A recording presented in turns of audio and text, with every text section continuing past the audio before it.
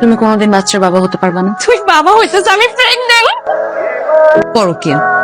কি বলতেছো রুমকি? আমি খুব স্পষ্ট ভাবে বলে দিয়েছি যে তুমি কখনো বাবা হতে পারবা না, তাহলে তোমার স্ত্রী প্রেগন্যান্ট হয় কি করে?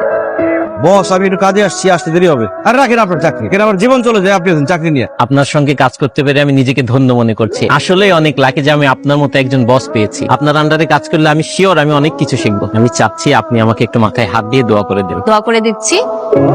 কতদিন ধরে চলতেছে এইসব? কি চলতেছে কতদিন ধরে? ও বুঝো না, সুজি খাও। রিক্সায় যে মেয়েটা গেল, ওর সাথে সম্পর্ক কতদিন ধরে তোর? উনি আপনার কি হয় ভাইয়া? আমার বউ হয়।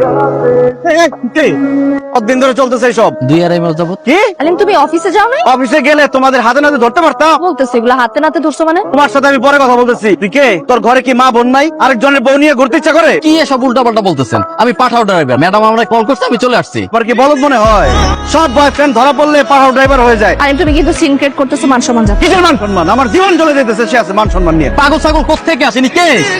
I am really sorry. আপনার হাজবেন্ডকে বলেন হেলিকপ্টার কিনে তারপর উড়ে নিয়ে যাইতে।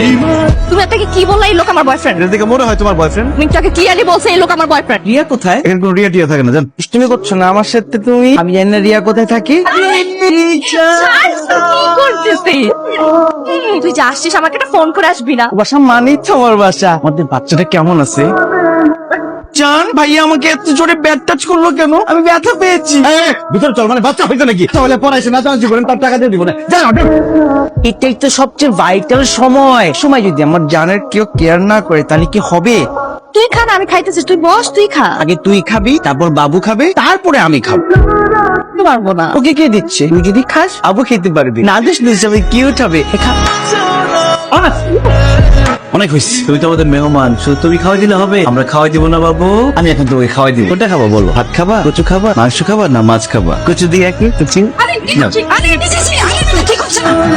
অনেক ধন্যবাদ ম্যাডাম।